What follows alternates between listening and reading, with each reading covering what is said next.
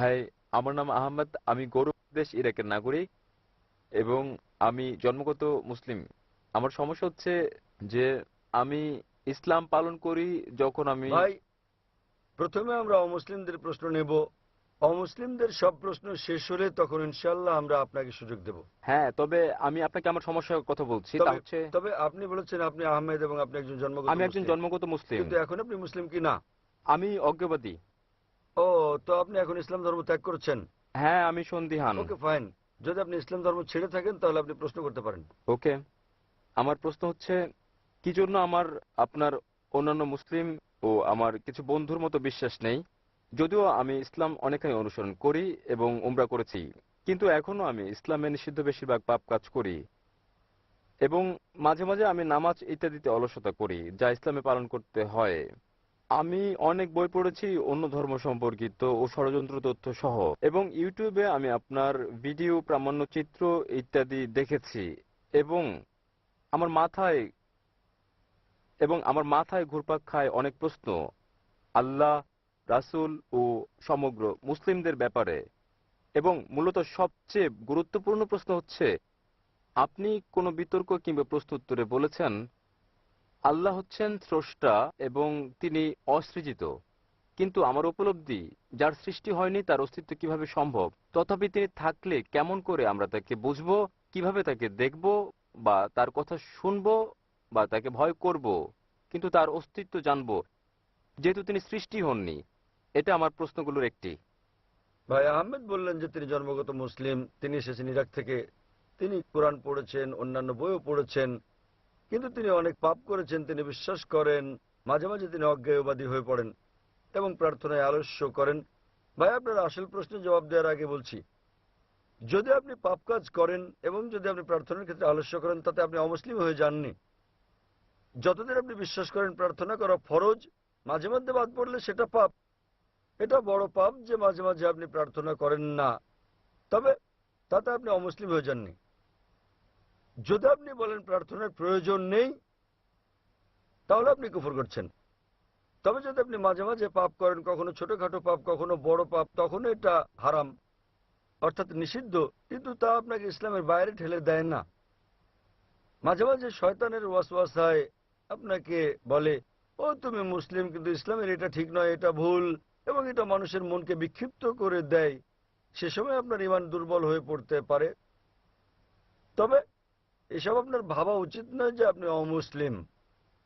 আপনার প্রশ্ন অনুযায়ী যা আমি আমার লেকচারে বলেছি, এবং আপনি ঠিক, যে সর্বশক্তিমান ঈশ্বর হচ্ছেন স্রষ্টা, কিন্তু নিজে সৃষ্ট নন। আপনি জিজ্ঞেস করেছেন কিভাবে অসৃষ্টকে, কিভাবে আমরা অসৃষ্ট জিনিস দেখি, কিভাবে এটা সম্ভব। আল্লাহ সুবহানাহু ওয়া তাআলা হচ্ছেন খালিক, তিনি স্রষ্টা, এবং সংজ্ঞা অনুযায়ী তিনি অসৃষ্ট। কারণ সচরাচর মানুষ বলে, যখন তারা যৌক্তিকভাবে প্রমাণের চেষ্টা করে সবকিছুরই স্রষ্টা আছে, কে এই টেবিল সৃষ্টি করেছেন, কাঠ মিস্ত্রি কোথায় পেলেন কাঠ, গাছ থেকে সৃষ্টি করেছেন কে এই গাছ, উত্তর আসে আল্লাহ। অর্থাৎ যখন অনেক লোক চেষ্টা করে কোনো নাস্তিককে বোঝাতে, তখন তারা বলে সবকিছুরই স্রষ্টা রয়েছে, আর তখন তারা পড়ে ফাঁদে।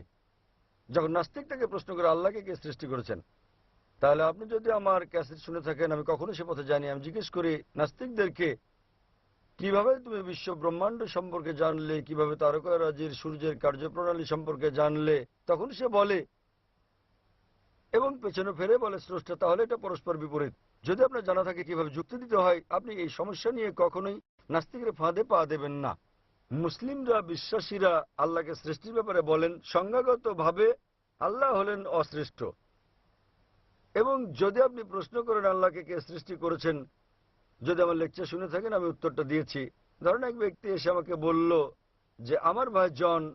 হ্যাঁ, আমি জানি, আমি দেখেছি, আমি শুনেছি, তবে আমি বলতে চাই কিভাবে তিনি বিরাজ করেন সেটাই আল্লাহ, যদি তিনি অসৃজিত সেটাই হন। আপনিও আল্লাহর মধ্যে তফাৎ। তিনি কিভাবে বিরাজমান, মানে তিনি বিরাজিত ছিলেন পূর্ব থেকে, তার কোনো শুরু নেই। আপনার এবং আমার শুরু আছে মানুষের বেলায়, আর সেটাই আমাদের ও আল্লাহর মধ্যে পার্থক্য। আপনি বলতে পারেন না যে আল্লাহকে আমাদের মতো হতে হবে। যদি আল্লাহ আপনার আমার মতো হন, তাহলে তার ইবাদত করবো কেন? তাই আপনি কি বিগ ব্রাদারের ঘটনা কখনো শুনেছেন? এটি ব্যবহৃত হয় বিভিন্ন ক্ষেত্রে ও রাজনৈতিক কার্যকলাপে জনসাধারণকে নিয়ন্ত্রণ করতে। এই ধারণায় অনেক দেবদেবী যুক্ত করে পরবর্তীতে এটিকে একটি একেশ্বরবাদী ধর্মে পরিণত করা হয়েছে বিষয়টিকে সহজ করার বিগ জন্য। ব্রাদার আমি কখনো শুনি বিগ ব্রাদার ধর্মের নাম। এটি একটি ধর্ম, এটা হচ্ছে একটি মতবাদ, একটি ধারণা, মূলত উদাহরণ। এতে কি বলা হয়েছে? কি এই ধারণায় কি বলা হয়েছে? এতে কি বলা হয়েছে সেটা হচ্ছে, যখন আপনার একজন বড় ভাই থাকে, আপনার জীবনযাপন নির্বিঘ্ন হয়, যখন সার্বক্ষণিক দেখাশোনার জন্য আপনার কেউ থাকে, সবসময় আপনাকে বোঝেন, রক্ষা করেন, আপনার সঙ্গে থাকেন এবং আপনি তার সঙ্গে কথাও বলতে পারেন, যদিও তিনি কখনো আপনার সাথে কথা বলেন না, থাকতে পারেন আপনার স্বপ্নে ইত্যাদিতে, ফলে আপনার জীবন ধারণ সহজ হয়, যার কোনো বিগ ব্রাদার নেই এবং সব কাজ সহজে নিয়ন্ত্রণ করেন না এবং পুরোপুরি স্বাধীনতা ভোগ করা বড় শাসক ব্যক্তির জন্য বিপজ্জনক। এতে কি বলা হয়েছে আমি জানি না। বিগ ব্রাদার থাকতেও পারেন, বিগ ব্রাদার নাও থাকতে পারেন, তাতে কি? তাতে কি এসে যায় ইসলাম এবং আল্লাহর? তাতে কি এসে যায়? কারণ মূলত আল্লাহ সবসময় আপনার খেয়াল রাখছেন, তিনি তাহলে আপনি কি বলতে চান আল্লাহ একজন বড় ভাইয়ের মতো? একেবারেই আপনার সুরক্ষার জন্য আপনি তাকে ব্যবহার করছেন, আপনি তাকে ছেড়ে দেবেন না, আপনি জানেন আমি কি বলছি। দেখেন, এটা হচ্ছে একটা হাইপোথিসিস, এটা হচ্ছে একটা ধারণা। যদি আপনি শুনে থাকেন কিভাবে আমি বুঝাই কোন নাস্তিককে, যদি আপনি আমার উত্তর শোনেন, আপনি বলেছেন আমি অজ্ঞবাদী, আপনি নাস্তিক। হ্যাঁ, আমার প্রথম কাজ হচ্ছে আমি তাকে অভিনন্দন জানাই। কি? আমি তাকে অভিনন্দন জানাই। হ্যাঁ, আপনি কি হ্যাঁ, আমার উত্তর শুনেছেন? হ্যাঁ, আপনি তাকে অভিনন্দন জানান, তবে আমি কোনো নাস্তিকের সঙ্গে আপনার বিতর্ক দেখিনি, আমি কেবল কিছু প্রশ্নের জবাব দিতে দেখেছি। ফাইন, তাহলে কি আপনি নাস্তিকের উত্তর শুনেননি? না, তবে আমি ডেভিড উইলিয়াম ক্যাম্পবেলের সঙ্গে আপনার বিতর্ক দেখেছি এবং ডেভিড উইলিয়াম ক্যাম্বেল তো নাস্তিক নন। জি জি। যখন কোন নাস্তিক আমাকে বলে তিনি আপনার মতো বিগ ব্রাদার তত্ত্বের মতো ঈশ্বরে বিশ্বাস করেন না, হ্যাঁ, এবং আপনি এই তত্ত্বে বিশ্বাস করলে আমি আপনাকে জিজ্ঞেস করব, প্রথম কাজ হচ্ছে আমার নাস্তিককে অভিনন্দন জানানো। কেন জানেন? হ্যাঁ, কারণ তারা ভাবে এবং তারা অনুসরণ করে না যা তাদের পিতামাতারা করে এবং যে না জাতীয়। না, আমি তাকে অভিনন্দন জানাই কারণ তিনি অন্ধবিশ্বাস করেন না। অন্যরা অন্ধবিশ্বাস করছে। তিনি খ্রিস্টান কারণ তার পিতা খ্রিস্টান, তিনি হিন্দু কারণ হ্যাঁ, তার পিতা হিন্দু, বেশিরভাগ মুসলিমের পিতা মুসলিম হওয়ার কারণে মুসলিম। তিনি ভাবছেন, তিনি বলছেন কোনো ঈশ্বর নেই। তিনি বলছেন ইসলামী শাহাদার প্রথম অংশ লা ইলাহা। যে কারণে আমি তাকে অভিনন্দন জানাই তা হচ্ছে তিনি বলছেন প্রথম অংশ ইসলামী শাহাদার, ইসলামী রীতির লা ইলাহা। কেবল যে জিনিসটা আমাকে করতে হবে তা হচ্ছে ইল্লাল্লাহ, যা আমি করবো ইনশাল্লাহ। তাই যদি আপনি আমার উত্তর শুনে থাকেন, একজন নাস্তিক নাস্তিক হয়েছেন কারণ তিনি বিজ্ঞানে বিশ্বাস করেন, যুক্তিতে বিশ্বাস করেন। অথবা আমি তাকে জিজ্ঞেস করি, যদি তার সামনে একটি যন্ত্র আনা হয় যা বিশ্বের কেউ কখনো আগে দেখেনি, এবং যদি এই প্রশ্ন করা হয় যে কে সর্বপ্রথম এই নতুন যন্ত্রের গঠন পদ্ধতি বলতে পারবে, তাহলে উত্তরটা কি? অবশ্যই এর স্রষ্টা, এর উৎপাদনকারী, এর নির্মাতা। স্রষ্টা, উৎপাদনকারী, প্রস্তুতকারী। তাহলে যখন আমরা তাকে জিজ্ঞেস করি যে কিভাবে এই পৃথিবী সৃষ্টি হলো, তিনি বিগ ব্যাং এর কথা বলবেন। তিনি যা বলবেন তা 1400 বছর আগে উল্লেখ করা হয়েছে কোরআনে, সূরা আম্বিয়া অধ্যায় নম্বর 21 আয়াত নম্বর 30। أولم يرى الذين كفروا أن السماوات والأرض كانت رتقا فتقناهما। অবিশ্বাসীরা কি দেখে না আসমান ও জমিন একত্রিত ছিল এবং আমি তাদের পৃথক করেছি? এটা আপনারা জেনেছেন 50 বছর আগে কোরআনে এটা উল্লেখ করা হয়েছে, 1400 বছর আগে। কে উল্লেখ করতে পারেন? ঠিক আছে, বিভিন্ন সভ্যতা 2000 বা 5000 খ্রিস্টপূর্ব সালে, ইসলাম কিংবা খ্রিস্ট ধর্মের আগে, সে সময় বিভিন্ন সভ্যতা ছিল, তারা জ্যোতির্বিজ্ঞানে পারদর্শী ছিল এবং তারা এখন আমরা যা জানি তার চেয়ে বেশি জানতো আমাদের সৌরজগৎ সম্পর্কে। ভাই ভাই ভাই, আপনার বিজ্ঞান সম্পর্কে জ্ঞান কম, গভীর নয়। আমি একমত। এমন কিছু বিষয় রয়েছে যাকে বলা হয় হাইপোথিসিস। উদাহরণস্বরূপ উদাহরণস্বরূপ আমরা জানতে পেরেছি, আমাদের কাছে প্রমাণ আছে যে পৃথিবীকে ডিম্বাকৃতি বলা হয়েছে 1577 সালে। আমি জানি যে খ্রিস্টপূর্ব 600 সালে পিথাগোরাস ছিলেন যিনি বিশ্বাস করতেন যে পৃথিবী ডিম্বাকৃতি। পিথাগোরাস বিশ্বাস করতেন পৃথিবী ডিম্বাকৃতি। তিনি এও বিশ্বাস করতেন পৃথিবী মহাবিশ্বের কেন্দ্রবিন্দু, যেটা ছিল ভুল। আপনি আমাকে এমন একটা সভ্যতা দেখান যা কোরআনে বর্ণিত সবকিছু বিশ্বাস করত। আমি আপনাকে চ্যালেঞ্জ করছি, আপনি যা বলেছেন আপনি কি বোঝাতে চান? কোন ব্যক্তি ছিলেন যিনি বলেছেন ঠিক আছে এই সভ্যতার 100টি জিনিসের মধ্যে 2টো জিনিস ঠিক, 100 জিনিসের মধ্যে 5টি জিনিস ঠিক। এই 100-র মধ্যে যাচাই বাছাই কে করতে পারেন? আর কেউ নন, স্রষ্টা। যদি আপনি জানেন 10টি ভিন্ন ভিন্ন সভ্যতা ছিল, শত শত সভ্যতা ছিল, আমরা জানি অতীতে এমন একটিও সভ্যতা ছিল না যারা বিজ্ঞানের সবকিছু জানতো আজ আমরা যা জানি, তাহলে কোথায় আপনার যুক্তি, কোথায় আপনার তত্ত্ব? আমি জানি নির্দিষ্ট বিষয়গুলো ছিল ধারণাগত, যা পরে প্রমাণিত হয়েছে, কিন্তু এমন একটি সভ্যতাও ছিল না যারা সবকিছু জানতো যা কোরআনে উল্লেখ করা হয়েছে। তাহলে উত্তর চলে আসছে মূল প্রশ্নের, এসবগুলো কোরআনে কে সংরক্ষণ করেছেন?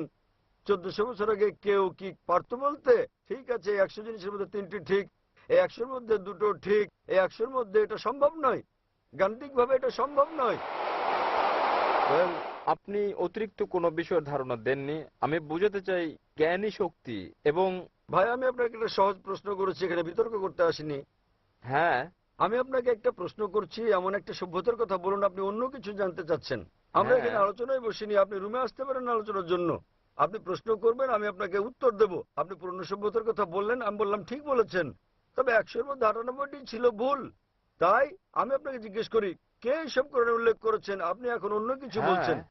হ্যাঁ আমি আপনাকে সাধারণ প্রশ্ন জিজ্ঞেস করছি, 2+2 সমান কত? আপনি বলছেন, আমি বলছি 3 × 3 সমান কত? আমি আপনার নাম জিজ্ঞেস করছি, আপনি বলছেন আপনি কোথায় থাকেন। হ্যাঁ আমি আপনাকে একটা সাধারণ প্রশ্ন করছি, আমাকে একটা সভ্যতার নাম বলেন যার সবকিছু ছিল যা কোরআনে উল্লেখ আছে। আপনি একটুও জানেন কিনা, হ্যাঁ কিনা? ওয়েল, সবকিছু অবশ্যই নয়। এমনকি 10%ও নয়। কেন? বেবিলনীয়রা তো জানতো কিছু গ্রহ সম্পর্কে এবং এ ধরনের। কোরআনে কেবল গ্রহের কথাই বলা হয়নি, কোরআনে হাজারো জিনিসের কথা বলা হয়েছে। ধরেন 1000 জিনিস কোরআনে আছে, এই 10% সমান 100টা জিনিস। বেবিলনীয়রা কি পবিত্র কোরআনের 100টি বিষয় সম্পর্কে জানতো? না, কারণ তারা পারতো। আপনি জানেন না, তারা 5-6টি জিনিস জানতো। পার্সেন্টেজের হিসেবে খুবই কম। অবশ্যই। তাহলে কোরআনের রচনাকারী হতে পারেন কে? সৃষ্টিকর্তা ছাড়া কোনটি ঠিক কোনটি ভুল জানার জন্য বর্তমানে বিজ্ঞান সুপ্রতিষ্ঠিত করেছে ব্যাবিলনীয়দের উল্লেখিত ধারণা অনেক শতাব্দী পর আজ প্রমাণিত হয়েছে। তাহলে অতীতে ছিল এগুলো শুধুমাত্র ধারণা, যার মধ্যে অনেকগুলো বাতিল হয়ে গেছে, কয়েকটি গৃহীত হয়েছে। অতএব যেগুলো শতভাগ সঠিক তার সবগুলো সন্নিবেশিত করেছেন স্রষ্টা, অন্য কেউ নয়। আশা করি উত্তরটা পেয়েছেন। হ্যাঁ।